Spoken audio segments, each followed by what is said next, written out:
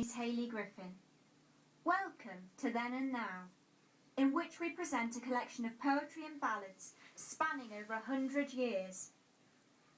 I will be reading two of the ballads of George Robert Sims, a prolific writer and a great campaigner for the poor and underprivileged of the late 1800s. It is Christmas Day in the Workhouse must be one of the most famous of all first lines. But how many know that Sims was drawing attention to the fact that the poorhouse would not give out food? Billy's Rose tells a story about a little boy and his sister who is influenced by what she has learned at Sunday school. In the Workhouse by George R. Sims. It is Christmas Day in the workhouse, and the cold, bare walls are bright, with garlands of green and holly, and the place is a pleasant sight. For with clean-washed hands and faces, in a long and hungry line, the paupers sit at the tables, for this is the hour they dine. And the guardians and their ladies, although the wind is east, have come in their furs and wrappers to watch their charges feast. To smile and be condescending, put pudding on pauper plates, to be hosts at the workhouse banquet they've paid for with the rates. Oh, the paupers are meek and lowly, with their thank ye kindly mums. So long as they fill their stomachs, what matter whence it comes? But one of the old men mutters and pushes his plate aside. Great God, he cries, but it chokes me, for this is the day she died. The guardians gazed in horror. The master's face went white. Did a pauper refuse their pudding? Could their ears believe aright? Then the ladies clutched their husbands, thinking the man would die, struck by a bolt or something, by the outraged one on high. But the pauper sat for a moment, then rose mid a silence grim, for the others had ceased to chatter and trembled in every limb. He looked at the guardians' ladies, then eyeing their lords, he said, I eat not the food of villains, whose hands are foul and red, whose victims cry for vengeance from their dank, unhallowed graves. He's drunk, said the workhouse master, or else he's mad and raves. Not drunk or mad, cried the pauper, but only a hunted beast, who, torn by the hounds and mangled, declines the vulture's feast. I care not a curse for the guardians, and I won't be dragged away. Just let me have my fit out. It's only on Christmas Day that the black past comes to goad me and prey on my burning brain. I'll tell you the rest in a whisper. I swear I won't shout again. Keep your hands off me, curse you. Hear me right out to the end. You come here to see how paupers the season of Christmas spend. You come here to watch us feeding as they watch the captured beast. Hear why a penniless pauper spits on your paltry feast.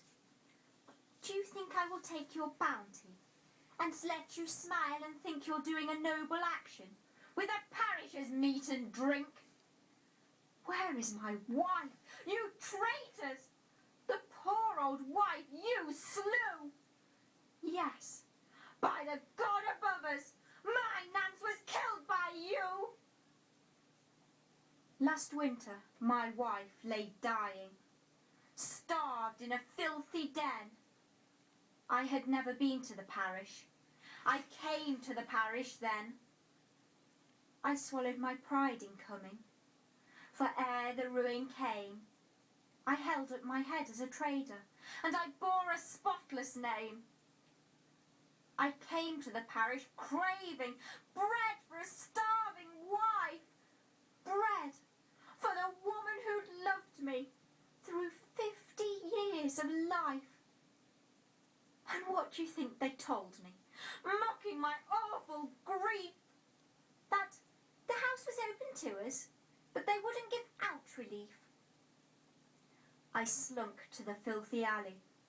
'Twas a cold, raw Christmas Eve, and the bakers' shops were open, tempting a man to thieve. But I clenched my fists together, holding my head awry, so I came to her, empty-handed, and mournfully told her why. Then I told her the house was open. She'd heard of the ways of that, for her bloodless cheeks went crimson, and up in her rags she sat crying, "Bide the Christmas here, John. We've never had one apart. I think I can bear the hunger. The other would break my heart." All through that eve I watched her, holding her hand in mine, praying the Lord and weeping till my lips were salt as brine.